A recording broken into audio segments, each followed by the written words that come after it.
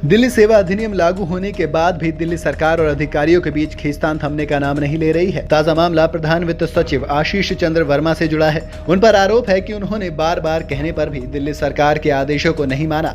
इसी मामले को दिल्ली के मुख्यमंत्री अरविंद केजरीवाल ने ट्वीट किया है। केजरीवाल ने अपने ट्वीट में लिखा है कि दिल्ली सेवा अधिनियम ने अधिकारियों को चुनी हुई सरकार के लिखित आदेशों का खुले तौर पर विरोध करने का लाइसेंस दे दिया है। इसी वजह से अधिकारी दिल्ली सरकार के मंत्रियों के आदेशों को मानने से इनकार करने लगे हैं। इस मामले को लेकर वित्त मंत्री आतिशी का कहना है कि प्रधान वित्त सचिव ने आदेश मानने से इनकार कर दिया है। 2 दिन पहले प्रधान वित्त सचिव आशीष चंद्र वर्मा की 40 पन्नों की चिट्ठी मिली, जिसमें वो कह रहे हैं कि हम चुनी हुई सरकार की बात नहीं मानेंगे। मंत्री ने कहा कि इसी तरह से देश में लोकतंत्र चलता है, लेकिन जीएनसीटीडी एक्ट चुनी हुई सरकार के प्रति अफसरों की जवाबदेही खत्म कर देता है। एक्ट के सेक्शन 45वें अफसरों, मुख्य सचिव या किसी विभाग के सचिव को ये शक्ति देता है कि वो चाहे तो चुनी हुई सरकार के मंत्री का आदेश का क्रियान्वयन नहीं करे। देश के संविधान ने भारत को लोकतंत्र बनाया है। लोकतंत्र का अर्थ है कि जनता का जनता के लिए और जनता द्वारा शासन। सर्विसेज मंत्री आतिशी ने यह भी कहा कि रोजमर्रा के कामों में भी अगर अफसर, सचिव और मुख्य सचिव चुनी हुई सरकार और उनके मंत्रियों की बात नहीं मानेंगे तो दिल्ली की जनता के काम कैसे होंगे। ये सब सिर्फ इसलिए हो रहा है क्योंकि जीएनसीटीडी एक्ट गैर कानूनी, गैर संवैधानिक है। वहीं इसका जवाब भी आया। दिल्ली भाजपा अध्यक्ष वीरेंद्र सचदेवा ने कहा कि दिल्ली सेवा अधिनियम के जरिए राजधानी में भ्रष्ट शासन का अंत हुआ है।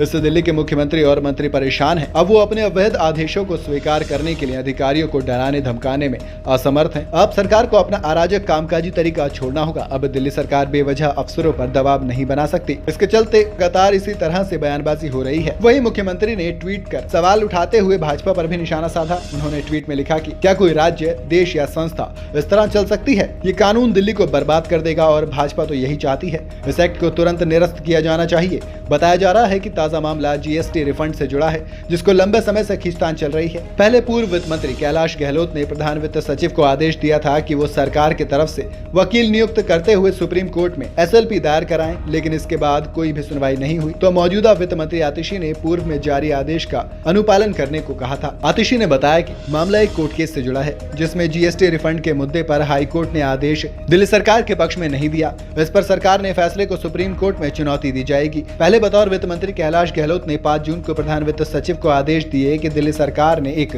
वकील को सुप्रीम कोर्ट में फैसले को चुनौती देने के लिए खड़ा करने के लिए नियुक्त करें।